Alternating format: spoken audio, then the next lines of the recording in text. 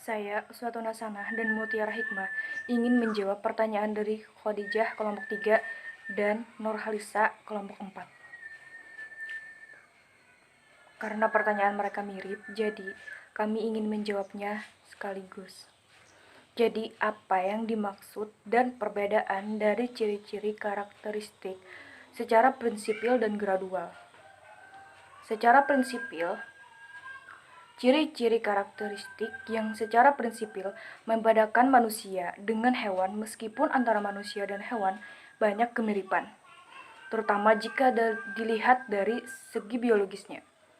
Kesamaan secara biologis ini misalnya adanya kesamaan bentuk, misalnya kera, bertulang belakang seperti manusia, berjalan tegak dengan menggunakan kedua kakinya, melahirkan, menyusui, pemakan segala, dan adanya persamaan metabolisme. Saya di sini akan melanjutkan jawaban dari Uswatun Hasanah. Jadi gradual memiliki arti sedikit. Jadi perbedaan sifat secara gradual itu seakan-akan yang membedakan manusia dengan hewan itu hanya akal, pendidikan, dan moral. Bahkan ada yang menyebutkan manusia adalah hewan yang bermoral atau hewan yang berpendidikan.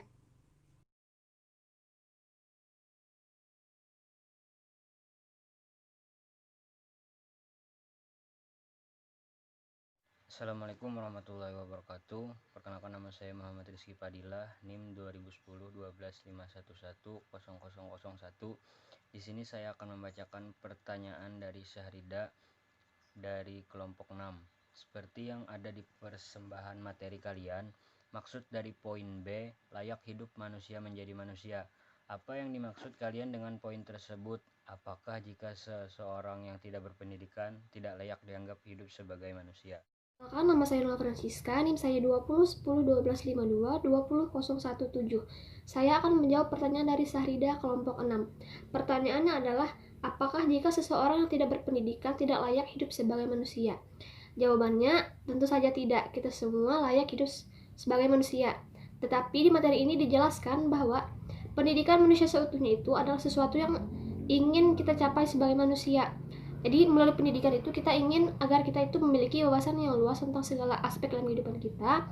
Dan yang kedua adalah memiliki pribadi yang utuh. Artinya kita itu bisa mengendalikan diri kita dengan seutuhnya.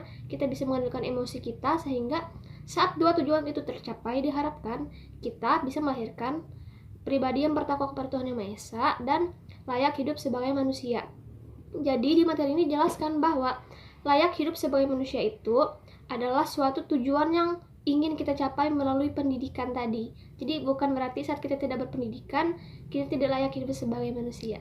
Terima kasih.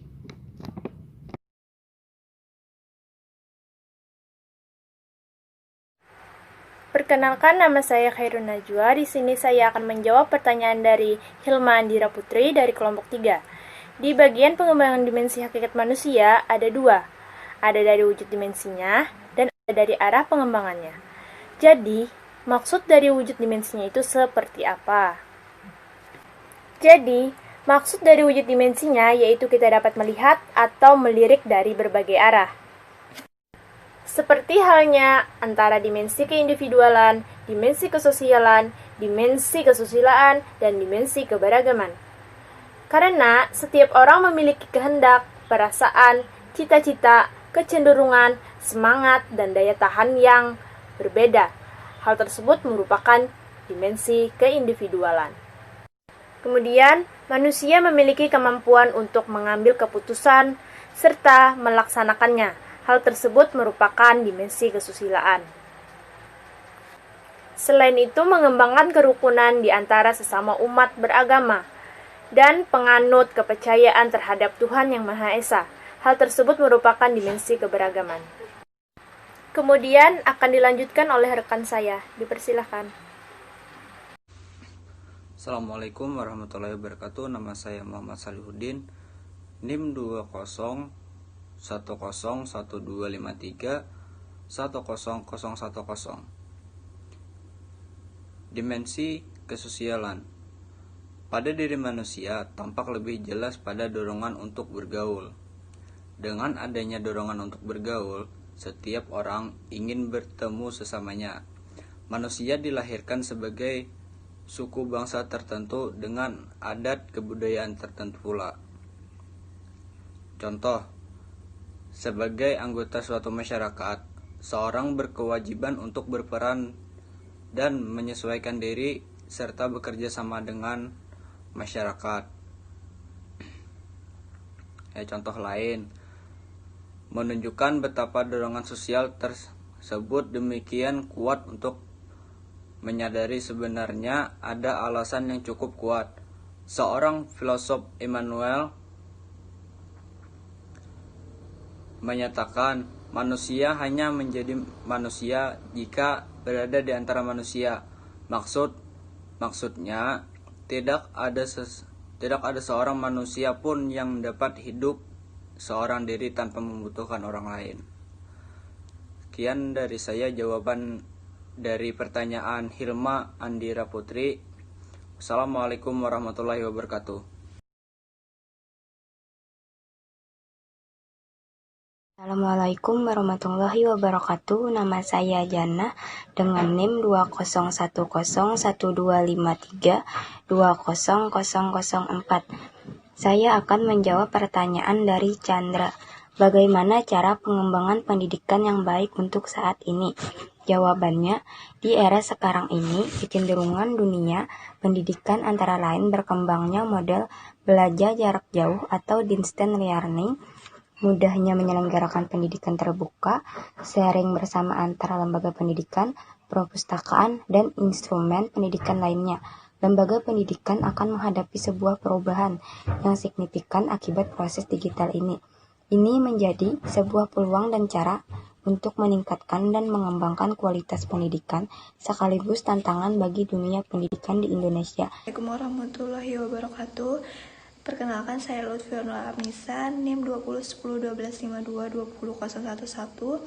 Saya akan melanjutkan jawaban dari Jannah dari pertanyaan Chandra mengenai bagaimana pengembangan pendidik yang baik untuk saat ini.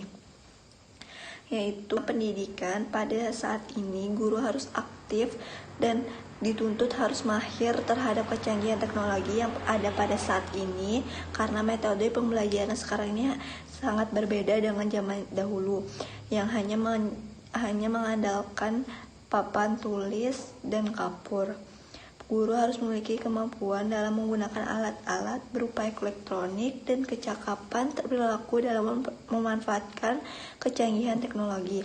Kemampuan operasikan komputer sudah menjadi keharusan dan juga dapat memudahkan guru dalam menjalankan tugas dan fungsi profesinya.